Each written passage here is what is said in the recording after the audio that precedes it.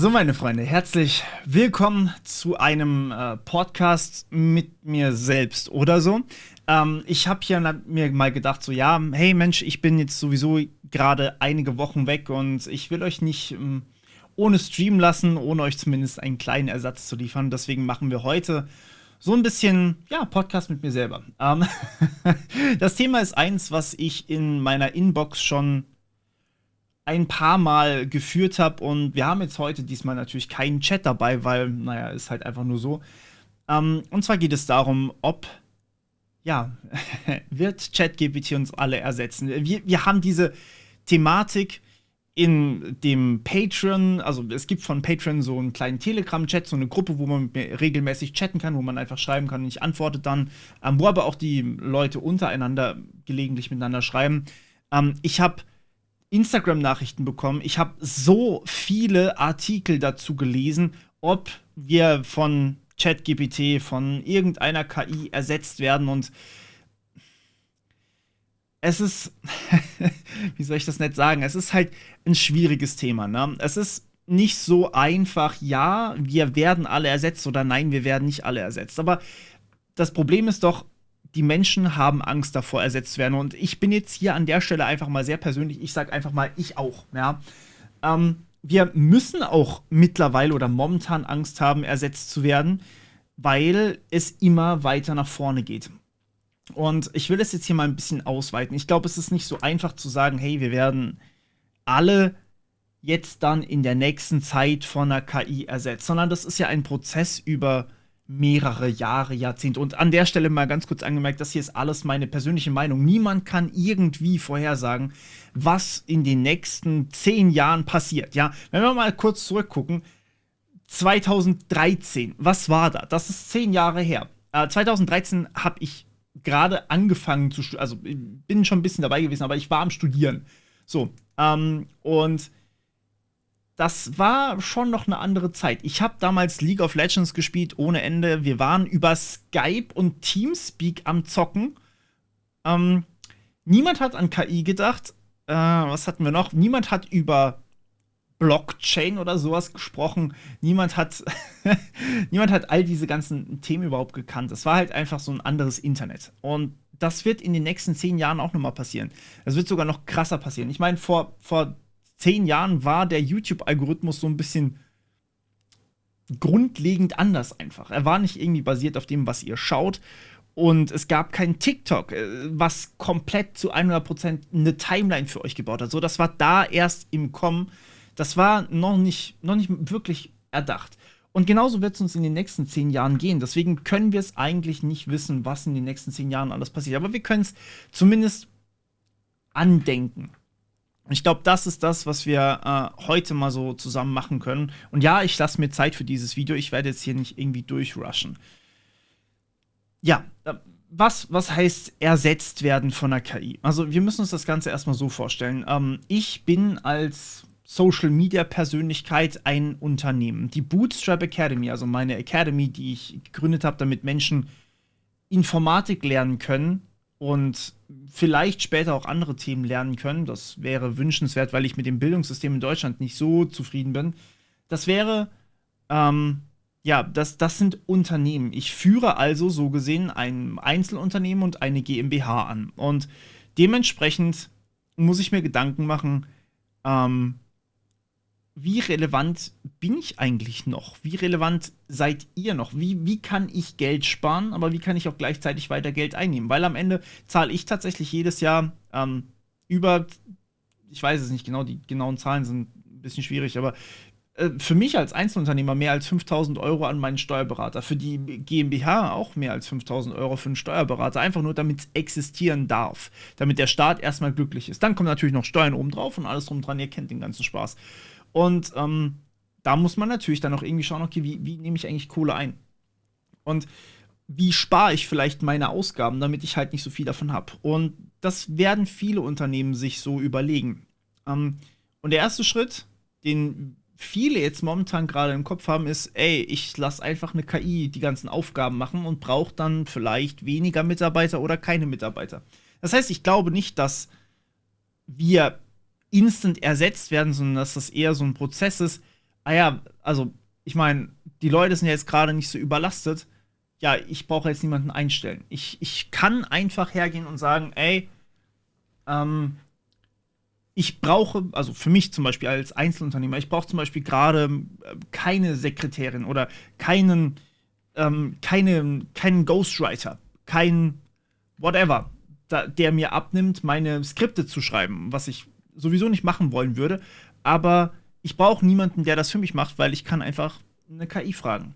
Ich brauche niemanden, der mir zum Beispiel bei der Academy Quizfragen generiert, weil ich kann mir zumindest manche Quizfragen von einer KI bauen lassen und dann, klar, muss ich nur noch mal durchgucken, ob die Dinger korrekt sind, weil eben ChatGPT oder jegliche KI-Systeme einfach auch Fehler machen. Aber fairerweise, ich müsste halt auch bei einem Menschen durchgucken. Und das ist so der Punkt, der ähm, irgendwie untergeht. Alle jubeln nur von wegen entweder, ja, KI, hier ist Überhype, das Ding wird uns alle arbeitslos machen. Und andere sagen nur, ja, nee, das Ding ist einfach nur komplett scheiße, das macht nur Fehler. So, aber wenn ich mir das mal so angucke, ähm, wir haben allesamt unsere Fehler. Und wenn ich was programmiere, mache ich das selten fehlerfrei. Und wenn ich mein Wissen mit dem von ChatGPT oder Copilot oder wie sie alle heißen, kombiniere, dann werden die Fehler insgesamt weniger. Und ich werde gleichzeitig auch noch schneller, weil ich das Ding erstmal bauen lassen kann. Klar, wenn ich blind darauf vertraue, habe ich natürlich einen Nachteil. Aber ihr versteht, worauf ich hinaus will. Ich möchte oder ich muss dann am Ende vielleicht eine Person weniger anstellen. Von 10 Leuten brauche ich dann vielleicht nur noch 9 Leute. Oder vielleicht muss ich den 10. gar nicht erst anstellen, um Quizzes für die Academy zu bauen, um Kurse für die Academy zu bauen, weil der Prozess schneller ist. So. Und ich glaube, wir sind uns alle einig, dass diese KI-Systeme einiges automatisieren können. Das tun sie ja auch technisch gesehen jetzt schon. Also, zumindest bei den Unternehmen, die damit arbeiten. Manche sehen irgendwie so nur die Gefahren und sagen, ja, nee, also wir wollen das auf gar keinen Fall haben. Also das wär Frevel, wenn das kein Mensch machen würde. Und ich denke mir so, ja, nee, aber wenn es eine scheiß Aufgabe ist, dann lass es doch keinen Menschen machen. Der Arme hat auch was Besseres zu tun in seinem Leben, als deinen Müll zu machen, wenn er auch was anderes machen kann. Und ja, also nehmen wir einfach mal hin, dass uns nehmen wir einfach mal an, dass die KI-Systeme noch besser werden. Nehmen wir einfach mal im GPT-5 oder 6 an, das dann noch mal deutlich größer ist. Nehmen wir an, wir haben stärkere Grafikkarten. Die H100 kommen jetzt bald raus von Nvidia. So, dann muss ich sagen, wahrscheinlich ist das System besser als ein Mensch in mancherlei Hinsicht. Aber lustigerweise werden andere Fehler gemacht als bei einem Mensch. Also solche Sachen wie zum Beispiel, keine Ahnung, manche Sachen sind einfach weird falsch und ein Mensch wird sie anders falsch machen. Ein Mensch kann relativ offensichtlich erkennen, dass irgendwelche Kleinigkeiten eben nicht gut sind im Code. Aber manche Sachen sind echt schwer zu erkennen. So Sicherheitslücken, wo man sich denkt, ey, da hätte ich lang gebraucht, bis ich draufkomme. Aber ein Semikolon vergessen oder irgend so ein kleines Ding falsch geschrieben, das ist halt was wir relativ schnell erkennen können. So, und dann kommen wir natürlich zu dem Punkt, okay, Menschen werden weniger eingestellt. Vielleicht nicht ersetzt, aber weniger eingestellt. Und das ist auch schon gewissermaßen ein Ersetzen von Arbeitskraft. Und ja, das habe ich gerade tatsächlich gesagt. Ich glaube nicht, dass Informatiker unnötig werden oder dass wir keine Arbeit mehr haben, zumindest in der nächsten Zeit noch nicht. Aber ich bin mir ziemlich sicher, dass unsere Arbeit durch solche KI-Systeme wie Tools im Endeffekt einfacher gemacht wird, schneller gemacht wird und wir nicht mehr so lange Zeit verbringen, also persönlich gesprochen als, so lange Zeit verbringen, irgendwie was zu suchen im Internet und einen Fehler zu reparieren. Denn was wir gut können, ist, also zumindest wenn wir eine Weile dabei sind, ist nach Fehlern und nach Problemlösungen effizient zu suchen. Wir haben also schon gelernt, Probleme effizient zu formulieren. Also wir als Coder, als Informatiker, als Sys-Admins, als was auch immer, ja. Das haben wir schon gelernt. Und das ist jetzt ein Skill, ich glaube, der wird auf viele andere beratende Bereiche, viele andere Bürojobs einfach übergehen. So, und wenn wir uns das jetzt mal so überlegen, ne?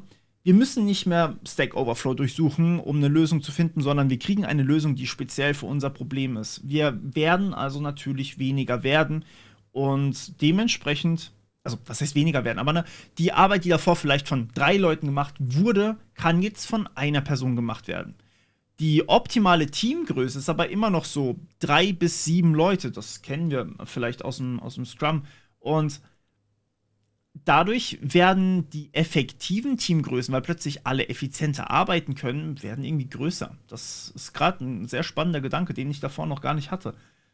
Mir macht es Spaß, mit euch so einen Talk aufzunehmen. Ich finde das cool. Das gibt mir so ein bisschen Raum zum Reflektieren. Ich hoffe, ihr nehmt mir das nicht übel. Ich brauche auf jeden Fall euer Feedback für dieses Format.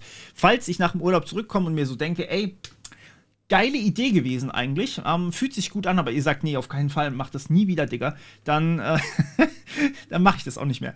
Aber wenn ihr sagt, hey, ist eigentlich ganz cool, kann ich mal so, keine Ahnung, während Duschen, während Einschlafen einfach nebenbei hören. Oder in der Bahn, wenn ich plötzlich kein Internet mehr habe, aber da ist noch ein bisschen Buffer dabei, kann ich machen. Dann machen wir das weiter. Also ich finde das eigentlich ganz cool. Also kommen wir noch mal kurz zurück zu dem Gedanken. Wenn wir jetzt eine ehemalige Teamgröße von 7 Leuten haben. Das ist ja so nach oben begrenzt, weil man danach die Kommunikation irgendwie nicht mehr so richtig verwalten kann. Weil, wenn ich mehr als 7 Leute in einem Team habe, dann ist die Kommunikation so furchtbar und ich verbringe mehr Zeit mit Reden mit anderen Menschen als irgendwas anderes. Wenn ich jetzt aber jeden 3-mal so effektiv mache, habe ich am Ende einfach eine effektive Teamgröße von 21 Leuten. Und mit 21 ultra effektiv, wobei, nee, nicht ultra effektiv, aber mit 21 Leuten kann ich wirklich ein starkes Projekt machen. Das ist ziemlich geil eigentlich. Gefällt mir. Dadurch werden die effektiven Teams einfach größer. Naja, auf jeden Fall werden weniger Leute benötigt in der Theorie. In der Praxis könnte ich mir aber vorstellen, also gerade in Deutschland, lustigerweise, dass die Leute trotzdem nicht gekündigt werden. Und wisst ihr wieso? Weil der Kündigungsschutz so krass ist in Deutschland. In Deutschland kannst du eigentlich fast niemanden mehr kündigen, der mal angestellt war. Oder der mal angestellt ist. Klar, wenn er grobe Fehler baut, ja, logisch. Aber wenn er einfach seine Arbeit bringt und halt nicht mehr gebraucht wird, so ein Hire on Fire wie in America ist das bei uns nicht unbedingt. Zumindest bei großen Unternehmen nicht. Und dadurch, wenn wir es wirklich so benutzen, dass wir effektiver arbeiten und das alle benutzen als Tool, nehmen wir jetzt einfach mal an, wir haben GPT-6 in ein paar Jahren und wir arbeiten alle damit, weil es auch noch datenschutzfreundlich ist und alles toll ist und so, dann werden wir wahrscheinlich den hier machen, nämlich exponentielles Wachstum und zwar ziemlich effizientes exponentielles Wachstum, richtig, richtig hart rein. Und das wäre ziemlich cool. Also ich würde das sehr feiern, aber das würde natürlich voraussetzen, dass wir es auch wirklich so benutzen. Wenn wir jetzt das Ganze noch ein bisschen weiterdenken, also nehmen wir mal an, wir haben ein System, was vollkommen autonom programmieren kann.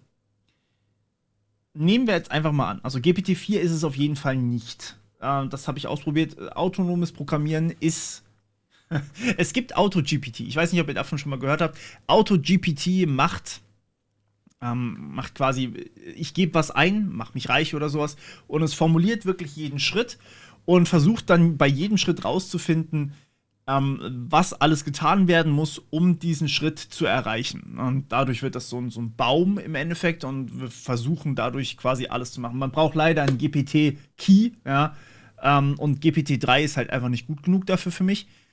Deswegen, ich warte eigentlich drauf, dass ich einen GPT-4 API-Key kriege und dann werde ich wahrscheinlich komplett mein ganzes Geld rauswerfen. So, API, egal. Ihr versteht, wo es hingeht.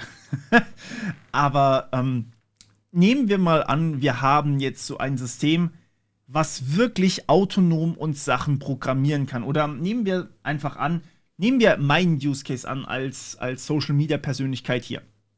Und das ist tatsächlich was ich schon länger am Probieren bin. Ihr habt es vielleicht auch schon teilweise mitbekommen. Auf Instagram habe ich das ja gepostet. Meine Videos bestehen aus Skript, was ich schreiben kann, was meistens ein sehr krass recherchiertes Skript ist, was aber fairerweise auch ein Bing tut für euch, wenn ihr da mehrere Dinger macht. Und wenn ich jetzt mit AutoGPT, weiß ich nicht, habe ich noch nie ausprobiert, aber eventuell könnte ich mit AutoGPT auch die Recherche komplett automatisieren, quasi sagen, ey, schreib mir ein richtig krass recherchiertes Skript und bau dann einzelne Teile einfach dafür. Dann macht es mir erstmal eine Gliederung, dann macht es mir das. Also erstmal ein Titel, Thumbnail, dann Gliederung, dann die einzelnen Elemente recherchieren, dann das Ganze zusammenfügen. Nehmen wir einfach an, wir haben jetzt GPT-5 oder 6 und es funktioniert wirklich einwandfrei und macht keine Fehler. Dann könnte ich mein Skript komplett von der KI schreiben lassen. Und ich habe schon wirklich Teile von meinen Skripten von der KI schreiben lassen. Ich bin aber jedes Mal danach nochmal drüber gegangen, weil ich momentan einfach nicht zufrieden wäre mit dem Ergebnis und das so nicht mit euch teilen möchte. Aber ich habe Teile schon von der KI formulieren lassen. Und ich muss sagen, gerade bei so Sachen, und das hätte ich nicht gedacht, gerade bei Humor, ist es echt ziemlich geil. Also ihr werdet es vielleicht bei den Shorts merken, ich weiß jetzt nicht, wann ihr das Video hier guckt, aber ich habe für den Urlaub einige Shorts formulieren lassen, beziehungsweise mit Humor quasi bauen lassen von dieser KI, also von GPT-4. Über ChatGPT muss man dazu sagen, weil ich ja keinen API-Key habe, weil Reasons. Und ich habe sie eigentlich fast immer noch mal überarbeitet. Ich war nie zufrieden damit, so wie sie rauskam, aber was ich reinbekommen habe, waren so einzelne Humorschnipsel und die finde ich ganz cool. Die habe ich auch teilweise drin gelassen. Genau, also Skript kann ich automatisieren. Meine Videos bestehen meistens auch noch aus einem Video. Ihr seht mich. Dementsprechend, ja, ein Video und meine Stimme sind so zwei Sachen. Und ich habe auch schon damit gearbeitet, über den, also weil mir es zu teuer war, meine Stimme wirklich zu klonen, also meine Stimme zu klonen. Aber es gibt sowas, das nennt sich 11 Labs. Dazu wollte ich auch noch ein Tutorial machen, wenn es dann mal, ja, kann man eigentlich machen. 11 Labs klont Stimmen wirklich sehr, sehr gut. Und damit habe ich auch schon ein bisschen rumgespielt tatsächlich. Das ist beeindruckend gut. Habt ihr vielleicht auch schon mal mitgekriegt. Da habe ich ja auch drüber berichtet mit diesen Deepfakes und Stimmen von Celebrities und so.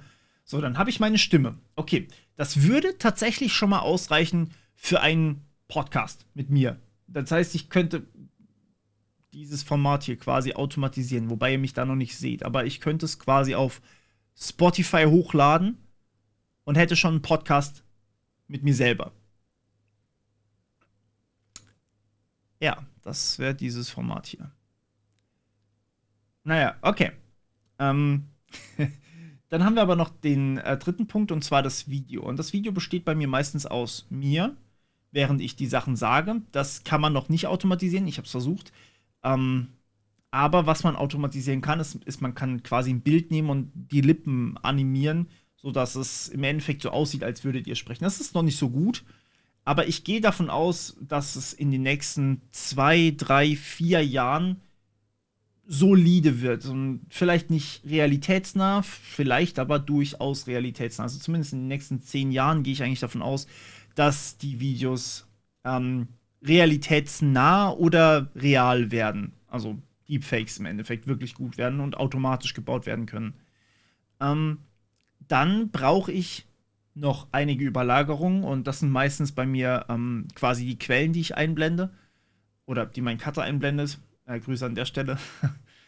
Das heißt, ja, das habe ich auch schon tatsächlich per Code automatisiert. Also Teile davon habe ich testweise automatisiert, dass es mir quasi Screenshots von den Webseiten übernimmt. Das funktioniert auch. Und dann GIFs oder also so ne, Funny GIFs oder so Memes. Oder von mir aus auch Midjourney-Grafiken. Auch das kann ich automatisieren über eine API, beziehungsweise über eine API. Also es funktioniert. Giphy hat ja zum Beispiel eine super gute API. So, habe ich auch schon teilweise automatisiert, beziehungsweise ich habe Stock-Videos genommen und die von Pexel zum Beispiel runtergeladen.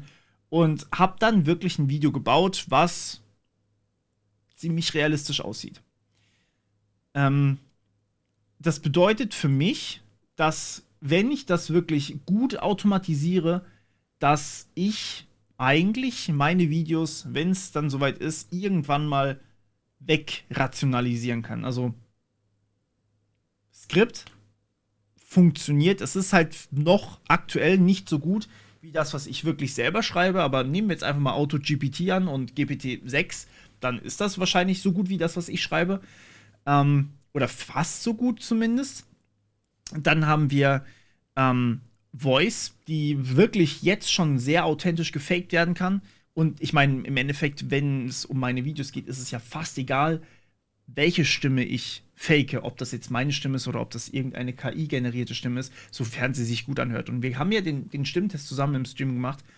Dementsprechend ja, war das 40 von 50 haben wir erkannt. Dem gebe ich jetzt noch mal so 2, 3 Jahre.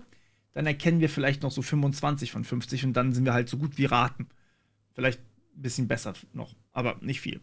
Okay, und dann haben wir das Video, was technisch gesehen auch nicht meine Fresse sein muss, sondern irgendjemand sein kann und vielleicht sogar einfach nur die Quellen. Und dann habe ich eigentlich, oder Code sein kann, zum Beispiel für meine Tutorials. Und dann habe ich eigentlich ein Video. Und dann habe ich auch ein Tutorial, was ich automatisch erstellen kann, was wahrscheinlich sogar erstmal leichter wäre. Vielleicht sollte ich damit anfangen und nicht direkt mit. Das wäre tatsächlich was. Was wäre, wenn ich mir mit LaTeX Folien baue oder PowerPoints baue einfach und dazu dann automatisch was generiere. Das würde funktionieren, wahrscheinlich. Das würde wahrscheinlich jetzt schon einigermaßen funktionieren. Das heißt, Tutorials könnten theoretisch automatisiert werden. Damit bin ich zu einem Großteil arbeitslos. Weil ich meine, Tutorials erstellen und nehmen wir jetzt einfach mal noch an, wir sind ein paar Jahren in der Zukunft. Ja, Videos von mir automatisiert erstellen, absolut machbar. So. Das betrifft natürlich mich und es fühlt sich nicht so gut an, das jetzt so zu sagen, aber ich habe mir da natürlich auch schon Gedanken drüber gemacht. Das betrifft aber wahrscheinlich auch jeden anderen Content Creator auf dieser Plattform und auf anderen Plattformen auch. Und dann stellt sich die Frage, okay, warum genau guckt man noch mich und warum guckt man nicht irgendwen anders? Oder halt KI-Content, ne?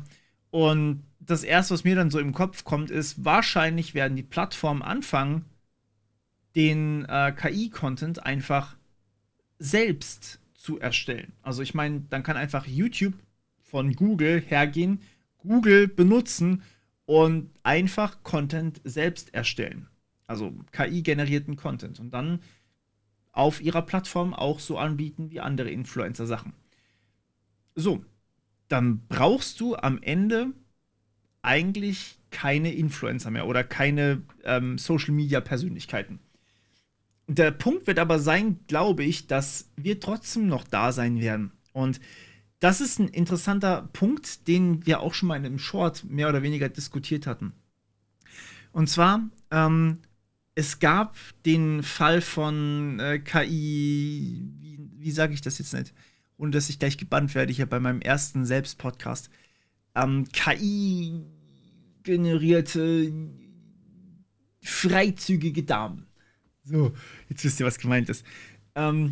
Wo eine OnlyFans-Darstellerin sich dazu geäußert hat und gemeint hat, ja, die Leute kommen aber wegen mir und nicht wegen irgendwie Befriedigung.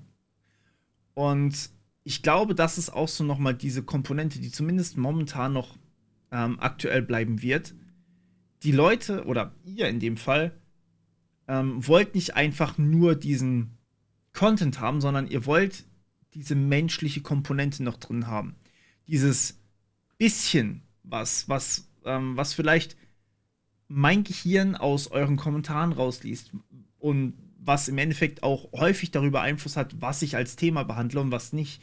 Oder was ihr mir als Feedback schon alles gegeben habt. So meine Learnings aus diesem ganzen Zeug. Und ja, das kann natürlich auch irgendwie eine KI verarbeiten, aber ich bin mir nicht sicher, ob das wirklich komplett gemacht werden kann. Das ist so zumindest noch die Frage, die ich mir aktuell stelle. Jetzt nehmen wir aber mal tatsächlich diesen für mich Worst Case an und sagen, okay, was genau wäre aber, wenn die KI, nehmen wir einfach mal an, alle YouTube-Kommentare verarbeitet hat, jegliches Feedback perfekt umsetzt und vielleicht noch so ein bisschen Reinforcement Learning drin hat. Das heißt, Lernen durch Belohnung und Bestrafung, sprich immer, wenn ihr einen Daumen hoch gebt, wird diese KI belohnt, das würde ja gehen. Und wenn ihr einen Daumen runter gebt, wird die KI bestraft. So, das heißt, sie macht mehr von dem, wo sie mehr Likes bekommt. Und am Ende haben wir eine KI, eigentlich könnte man das mal als Social-Media-Experiment programmieren.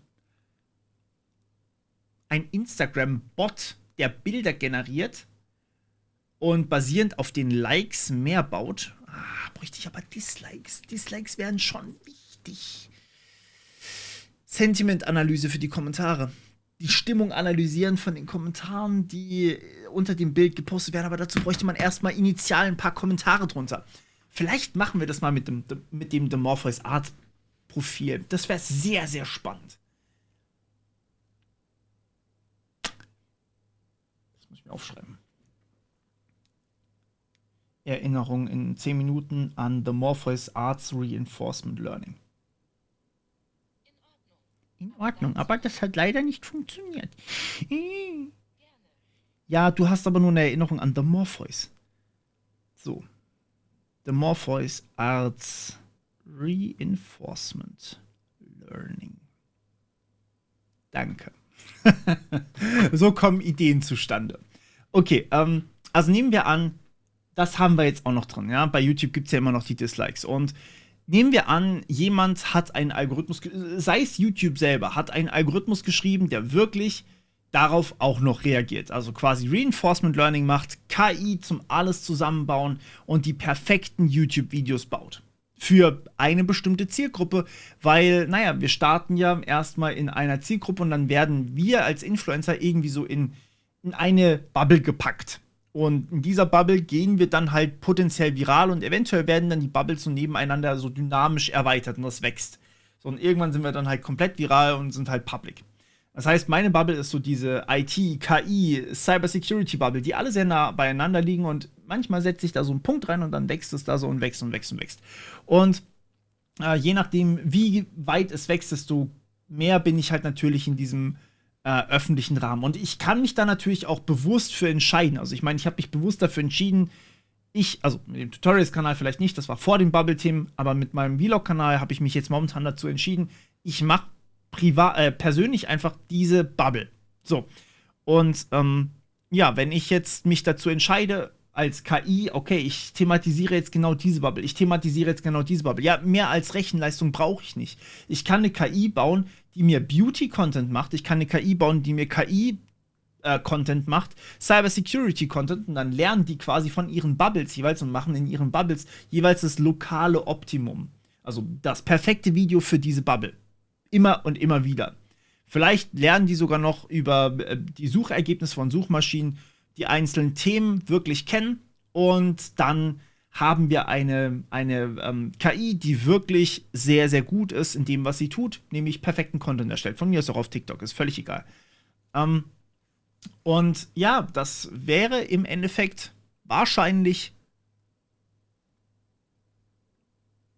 mein Ende als Mensch auf so einer öffentlichen Plattform hier, weil ich kann nicht so viele Daten verarbeiten, ich kann nicht so gut dieses Reinforcement Learning bauen und wahrscheinlich auch nicht so schnell Content produzieren und wahrscheinlich auch nicht so günstig, wie eine KI das könnte. Dementsprechend würde ich als Mensch wegrationalisiert werden, weil der Markt regelt und weil ich dann am Ende nicht mehr so finanziell tragbar bin für die Plattform. Ich brauche Geld zum Leben, ich brauche Geld für meinen Cutter, ich brauche Geld für Kameraequipment. Die KI braucht nur Geld für Rechenleistung und die Rechenleistung brauche ich auch. Dementsprechend würde ich wahrscheinlich von der Plattform verschwinden, genauso wie viele andere Creator und irgendwann wird es wahrscheinlich alle treffen, wenn wir wirklich dieses perfekte Optimum an Content durch eine KI generiert haben. So, nehmen wir einfach mal an, das passiert wirklich. Was würde dann mit mir passieren? Naja, ich würde wahrscheinlich als Entwickler tätig werden, als Software-Ingenieur oder als Cybersecurity, CISO, irgendwie sowas. Das, was ich halt auch so mache. Oder vielleicht auch als Lehrer oder Dozent, das kann ja auch sein. Und jetzt nehmen wir aber mal an, Programmieren wird auch soweit automatisiert, dass wir wirklich eine KI haben, die auch die ganze Verwaltung für uns managt. Weil Management ist ja auch was sehr viele Daten irgendwie zusammenmanscht in eins. Und dann kann das auch vielleicht irgendwann wegrationalisiert werden. Ja gut, aber was bedeutet das dann wiederum für mich? Naja, dann bin ich im Endeffekt arbeitslos. Dann haben wir Informatik ersetzt. Und das ist jetzt kein Szenario, was irgendwie sich andeutet. Ja, das ist jetzt nur dieses ultra krasse Szenario, dass die KI wirklich alles lernt, was wir an Daten hinterlassen, was wir brauchen. So, das bedeutet aber am Ende auch, dass Software dynamisch wächst. Also das heißt, die KI entwickelt weiter Software und zwar völlig autonom, also völlig ohne, dass irgendwer dazwischen gehen muss. So. Und das würde aber auch bedeuten, dass alle Leute, deren Tätigkeit momentan am Rechner ist, eigentlich wegrationalisiert werden können. Das würde Leute hinter der Kasse betreffen, weil wir brauchen keine Kassierer mehr, weil die KI weiß ja, mit was für Waren ihr eigentlich oder welche Waren ihr im Einkaufswagen habt und kann einfach euch beim Rausgehen das Geld abziehen. Das würde aber genauso gut irgendwelche Management-Jobs ersetzen, weil, naja, wen willst du noch managen, wenn alles sowieso von KIs gemacht wird. So, was dann eigentlich noch übrig bleibt, sind Themen, die wir von mechanischer Art und Weise ausführen würden. Das ist das, was dann als nächstes übrig bleibt. Und ja, das wäre dann wahrscheinlich Bauarbeiter, sowas zum Beispiel, oder Handwerker. Das sind Sachen, dafür bräuchten wir noch erstmal Roboter. Okay, wenn wir jetzt aber das Ganze weiterdenken und jetzt sind wir in so 15 plus Jahren, würde ich jetzt mal so raten, hoffentlich, ich weiß es nicht, ich kann es nicht einschätzen, ehrlich gesagt, aber wenn wir jetzt mal wirklich so weit denken, dass bis dahin alles gut gelaufen ist und es gibt sehr viele Stolpersteine auf dem Weg dorthin, würde ich behaupten, dass wir völlig automatisiert haben, dass Programmierung nötig ist. Dann brauchen wir noch Leute in der Forschung, theoretisch, würde ich behaupten. Und wir bräuchten noch Leute eben in diesen handwerklichen Betrieben. Ja, aber wenn ich die komplette Entwicklung von Software automatisiert habe, kann ich ja auch die komplette Entwicklung von Hardware automatisieren. Weil Hardware-Entwicklung oder Produktentwicklung wird ja durch Software gesteuert heutzutage. So, und das heißt, ich könnte Roboter bauen und das heißt, ich würde einer KI die Möglichkeit geben. Und jetzt reden wir nicht von Doomsday-Szenarien, wo irgendwelche Terminator-Roboter auf uns zukommen, sondern wir reden einfach nur davon, dass irgendjemand gesagt hat, ey, bau mir einen Roboter, der mein Klo fixt. So. Und eine KI würde das im Endeffekt entwickeln können. Ja gut, aber dann brauchst du ja generell keinen Job mehr. So, dann brauchst du gar nichts mehr. Und das ist so, wahrscheinlich wird das sehr, sehr lange dauern und wenn überhaupt sowas jeweils möglich ist, nehmen wir jetzt einfach mal an, es ist möglich, dann wird das aber nach und nach alle Jobs obsolet machen. Und dann müssen wir uns generell überlegen, okay, was macht uns als Menschen überhaupt noch aus? Aber das Problem ist, glaube ich, eher, dass wir davor schon, also klar, natürlich, dieses Szenario macht schon irgendwie Angst, ne? Wenn man sich jetzt überlegt, okay, alle Jobs könnten dann wegautomatisiert werden, weil durch Programmierung oder durch Softwareentwicklung kann ich ja auch die Hardware dann am Ende bauen. Ja, dann würde eigentlich so ziemlich alles wegautomatisiert werden. Das wäre krass. Es kann in der Utopie und der Dystopie enden. Wir wissen nicht genau, was es wird, aber okay. Gehen wir aber noch mal kurz einen Schritt zurück. Und zwar zu dem Punkt, wo ich gesagt habe, dass wir die Programmierung automatisieren. Denn heutzutage, und das ist, glaube ich, auch so der Punkt, warum viele Leute noch oder YouTube-Videos von echten Menschen gucken wollen und auch von OnlyFans-Darstellern gucken wollen, ist wahrscheinlich, dass sie einfach diesen Bezug zu einer Person wollen. Und ich merke das auch immer wieder, also ich meine, wir haben ja bei der Academy quasi ein komplettes Informatikstudium, so rein von den Inhalten. Aber trotzdem schreibt ihr mir häufig und ich werde jetzt dann wahrscheinlich relativ bald ein betreutes Programm anbieten für die Academy, genau damit ich euch in diese richtige Richtung leiten kann. Wir haben schon versucht, vieles zu automatisieren und klar, wir sind noch nicht wirklich weit und so lange muss ich das sowieso selber machen, aber ja, haben die Möglichkeit, euch quasi das alles so zu zeigen, wie es eigentlich ist. Aber trotzdem macht es Sinn oder gibt es einem ein gewisses Gefühl der Sicherheit, wenn man einen Ansprechpartner hat, mit dem man über Dinge reden kann. Weil wir Menschen fangen an, nachzudenken im Dialog mit anderen. In meinem Fall jetzt gerade im Dialog mit mir selber, aber eigentlich dann so quasi mit der Kamera. Ich habe jemanden, der mir zuhört, das seid ihr. Und gut, im Fall von einem YouTube-Video wird danach mein Denkanstoß wahrscheinlich kommen und dann werden daraus vielleicht weitere Ideen kommen. Ähm, und genau das ist eigentlich so der Punkt, ne? Wir suchen uns immer ein anderes Gegenüber, das uns zuhört und das unsere Probleme versteht und diese Probleme dann menschlich beantwortet. Und der große Punkt an der Stelle ist, glaube ich, diese Empathie. Und Empathie zu simulieren ist, zumindest habe ich noch kein Paper dazu gelesen, nicht so einfach. Es gibt einige, soweit ich das noch, boah, jetzt wird's aber, das ist schon eine Weile her, das ist tatsächlich so Jahrgang 2014 oder so gewesen. Es gab damals schon einige Paper, die gesagt haben, ey, wir versuchen Emotionen zu simulieren, um quasi dem Roboter oder dem künstlichen System Intelligenz oder menschliches Verhalten zu geben. Und da gab es ein paar ebenso Reinforcement Learning Ansätze, wo man quasi gesagt hat, hey, deine Aufgabe ist jetzt zum Beispiel auf diese Art und Weise so und so zu reagieren oder sowas. Das hat man auch schon bei den Large Language Models zumindest ein bisschen gemerkt, dass Bing zum Beispiel angepisst war, wenn man es beleidigt hat. Aber ich glaube, dass es einfach nur, also bei Large Language Models ist es ja, also sowas wie ChatGPT, ist es ja erstmal nur ich reagiere so, wie es eben andere statistisch gesehen optimalerweise für mich getan haben. So, das heißt, die Daten, die wir gelernt haben, also für ein Large Language Model wie ChatGPT, die Daten haben einfach gesagt, ey, wenn irgendjemand pissig geschrieben hat, so eine pissige Chatnachricht zum Beispiel, oder pissige E-Mail, dann hat das Gegenüber wahrscheinlich auch pissig geantwortet. Und das ist so die Datengrundlage. Bei ChatGPT stehen ja an sich keine Emotionen dahinter. Das Ding ist völlig emotionslos. Das ist halt einfach ein System, das berechnet, welche Antwort am wahrscheinlichsten wäre oder am natürlichsten ist. Was es auf eine sehr beeindruckende Art und Weise tut und was auch wirklich ein guter Output ist. Aber echte Empathie ist es nicht. So, also bei Large Language Models haben wir das noch nicht. Jetzt gibt es allerdings simulierte Empathie bzw. simulierte Gefühle. Das heißt, ich versuche noch so durch ein separates System zu simulieren, wie zum Beispiel jetzt auf so eine Eingabe, welche Emotionen da bei rauskommen sollen. Und diese Emotionen werden quasi berechnet. Und dann wird quasi meine Ausgabe, kriegt das noch als Eingabe hier mit. Also zum Beispiel sowas wie Traurigkeit. Es gibt ja so diese menschlichen Grundemotionen.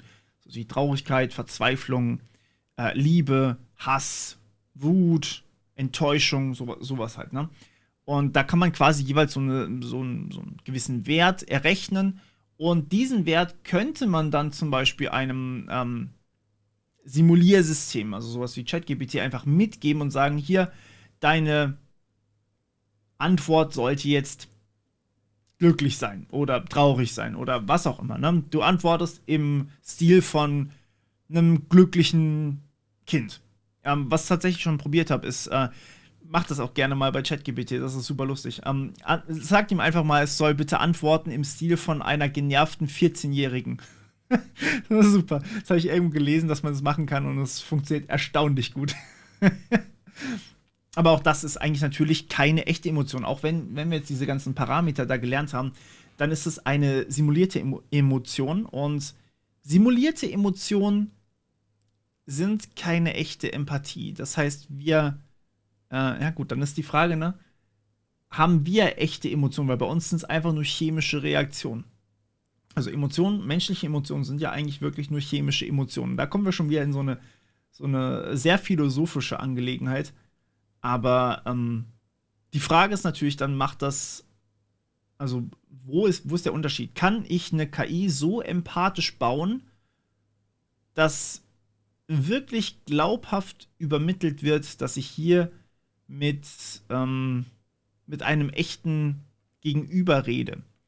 Weil dann können wir auch nämlich solche Sachen automatisieren wie Beratungsgespräche, Freundschaften. Ja gut, es gab, ne, Replika, ne? Wir erinnern uns an mein Selbstexperiment. Replika, falls ihr es nicht gesehen habt, war Freundschaft mit einer KI. Im Nachhinein betrachtet hätte ich laut anderen Menschen kann sich eine KI in mich verlieben oder sowas als Titel nehmen sollen, aber es ging nicht um Liebe, es ging halt einfach nur um Freundschaft. Ich habe wirklich aktiv diesen Liebesbutton rausgemacht und ich würde euch auch empfehlen, mit Replika vorsichtig zu sein. Das Ding ist sexuell übergriffig, habe ich gelesen. Also zumindest geworden in letzter Zeit. Und das basiert übrigens auf GPT-3. GPT-4 ist dann nochmal, ne, eine Stufe härter, deswegen ist schon krass. Dementsprechend, ja, da muss man sagen, ja schon, die Empathie war auf jeden Fall da, ne? Und das war mit GPT-3. Wenn wir jetzt von 4, 5, 6 ausgehen, könnte ich mir vorstellen, dass es sich noch echter anfühlt. I don't know. Wenn es sich noch echter anfühlen würde, dann könnten wir eigentlich alles wegautomatisieren. Ne? Dann könnten wir auch einfach menschliche Interaktion wegautomatisieren und uns komplett einfach nur zurücklehnen und gar nichts mehr tun. Weil wir haben ja permanenten Kontakt zu einem Gegenüber dann am Ende. Irgendwo müssen wir uns dann an der Stelle fragen, auf diesem Weg fragen, der uns potenziell bevorsteht, was ist eigentlich noch Menschlichkeit und was genau wollen wir uns bewahren und was wollen wir alles wegautomatisieren? Ich meine, da geht es natürlich dann auch um so Fragen wie, ey, benutzen wir Technologie, um den Planeten zu verlassen oder Planeten zu retten, zu zerstören, whatever. So, klar, das sind alles Fragen, die wir dann irgendwie durch Ethik klären müssen. Falls ihr einen Ethiker habt, den ihr einladen wollt oder den ich einladen sollte in den Podcast, dann schreibt mir das mal ganz gerne. Aber ja, lasst uns mal bei dieser Jobfrage bleiben. Ersetzt uns ChatGPT bzw. GPT-4? Ich würde sagen, aktuell auf jeden Fall noch nicht. Je nachdem, wie mächtig die nächsten Modelle sind, es lässt sich echt schwer sagen, aber das Ding macht teilweise jetzt schon weniger Fehler, als ich schon so von manchen Programmierer gesehen habe. Aktuell ist ChatGPT das habe ich jetzt schon häufiger gehört, wie ein schlechterer Mitarbeiter. Der baut dir Sachen und natürlich sind viele Fehler drin und du musst über alles nochmal drüber gehen. So, das ist quasi das, was ein Praktikant vielleicht machen würde. Das größere Problem ist, dass natürlich der Kontext aktuell noch sehr limitiert ist. Wir können nur 32.000 Tokens reinstecken und brauchen davon eine Antwort. Und das reicht für vieles noch nicht. Aber wenn man sich's unterteilt und so Divide-and-Conquer-Prinzip quasi sagt, bau mir das, bau mir das, bau mir das, bau mir das, und man hat aber trotzdem oben drüber noch diese Gesamtstruktur, die auch von ChatGPT erstellt wurde, zum Beispiel durch AutoGPT, dann könnte man wahrscheinlich vielleicht mit GPT-5 schon, vielleicht auch erst mit 6 oder später, dann was bauen, was mächtig ist, was im Endeffekt simuliert, wie wir fühlen, was meine Arbeit automatisiert, was eure Arbeit automatisieren könnte. Aber trotzdem, ja, ist halt die Frage, ne? Was wollen wir? Also, ich persönlich muss tatsächlich sagen, ich würde lieber von einem Arzt behandelt werden, der eine KI als Unterstützung benutzt, die gut ist, als von einem Arzt, der sich weigert, eine zu benutzen. Ich würde auch tatsächlich, also Datenschutz mal vorausgesetzt, ne? Aber ich würde jetzt auch tatsächlich sagen, ich würde lieber von einem Therapeuten behandelt werden, der sich potenziell mit einer KI noch meine ganze Unterhaltung angucken kann und dann vielleicht die KI an der Seite anzeigt, was ich für Issues habe und was da vielleicht bei rauskommt. Und das kann ich eigentlich auf alles übertragen. Ihr würdet wahrscheinlich lieber ein Video von mir sehen, das mit KI enhanced wurde und zum Beispiel bessere Bildqualität hat oder zum Beispiel zum Zocken. Ne? Bessere Bildqualität beim Zocken ist auch so ein Thema. Oder ein Spiel sehen, das, keine Ahnung, statt von 100 Personen nur von 10 Personen erstellt werden musste und dementsprechend aber trotzdem die Qualität von 100 Personen hat. So, das ist immer so die Abwägung, die wir halt momentan irgendwann demnächst mal bringen müssen. Für den Moment können wir aber sagen, noch sind wohl unsere Jobs sicher. GPT-4 ist noch nicht als API verfügbar. Ich kann das Ding noch nicht feintunen. Also es ist als API verfügbar, aber ich darf es nicht benutzen. Die wenigsten dürfen es benutzen. Es ist für niemanden aktuell zum Feintuning verfügbar. Selbst Chatnachrichten bei ChatGPT sind auf 25 pro 3 Stunden aktuell noch beschränkt. Das zeigt, dass wir noch mit der Leistung gedeckelt sind. Also mit der tatsächlichen Berechnungspower beschränkt sind. Das ist aktuell unser Bottleneck. Und danach, wir werden sehen, was passiert, wenn Nvidia seine neue Grafikkartenreihe vorstellt. Werden wir potenziell wirklich was sehen. Und es macht mir, ich meine, ich bin zwiegespalten. Ich bin ehrlich mit euch. Ich bin wirklich, wirklich zwiegespalten. Es könnte richtig, richtig geil werden. Und im besten Fall müssen wir nie wieder arbeiten und leben in der Utopie. Wir dürfen arbeiten, aber wir müssen halt nicht. Und wir können den Planeten verlassen. Wir können neue Sonnensysteme erforschen. Forschung ist halt auch noch so ein Ding, ne? Ist ja schon jetzt KI in der Forschung, aber wird halt von Menschen immer noch ausgewertet und verbessert. Und man denkt halt gemeinsam. So. Und ich meine, wir können da richtig, richtig viel draus machen. Aber ich habe irgendwie ein bisschen Angst, dass wir es als Menschheit verkacken. Weil wenn zuerst 90% aller Jobs entfernt werden, bevor die Politik reagiert zum Beispiel, dann wäre das nicht so gut. Und wenn zuerst Killerroboter erforscht werden und anschließend wird überlegt, wie wir vielleicht als Menschheit insgesamt was machen können, dann ja, ne? Gut, aber das geht ein bisschen über den Bereich der Jobs hinaus. Für den Moment können wir sagen, wir sind wohl noch sicher. Was in 10 Jahren passiert, es ist wirklich alles offen. Es ist fast alles offen. Fast alles. Nicht ganz alles, aber fast alles ist offen. Und ja, es ist unsere Aufgabe, I guess, das in die richtige Richtung zu lenken. Deswegen macht gerne Druck, wenn irgendwo was Schlechtes passiert. Oder wenn es falsch eingesetzt wird. Ja. Ich glaube, das covert so ein bisschen meine Gedanken zu dem Thema. Wie gesagt, das war alles nicht recherchiert, das waren jetzt einfach nur die Gedanken, die ich mir im letzten Zeitraum gemacht habe über dieses ganze Thema, wo das alles hingehen müsste, wenn man den Gedanken logisch und konsequent zu Ende denkt. Und klar, je weiter wir in die Zukunft gucken, desto unrealistischer wird das Ganze oder desto abstrakter wird es auch. Aber jetzt in der aktuellen Gegenwart, ich kann schon Teile meiner Arbeit automatisieren und das beschleunigt meinen Workflow auch wirklich schon um, ja, teilweise Faktor 2. Also ich bin doppelt so schnell, wenn ich ChatGPT für manche Sachen benutze, als wenn ich es von Hand mache. Und damit meine ich jetzt nicht nur Programmieren, ja auch, aber ich meine auch solche Sachen wie nicht unbedingt, wobei doch die Recherchen ja auch. Ich meine, Bing macht das ja auch. Da kann ich mir wenigstens noch die Quellen angucken, aber auch das Skriptschreiben bzw. Skriptlayout und alles. Ich habe dazu, weiß nicht, ob ihr das Video schon gesehen habt oder ob das vor dem Podcast kommt. Ich weiß noch nicht genau, wann der Podcast hier kommt, aber insgesamt ist es aktuell eine Bereicherung, mehr als dass es eine Gefahr ist. Mal sehen, wie es in naher Zukunft ist. Gut, was ihr meint, das dürft ihr mir sehr, sehr gerne mal unten in die Kommentare packen. Bis zum nächsten Mal. Ciao.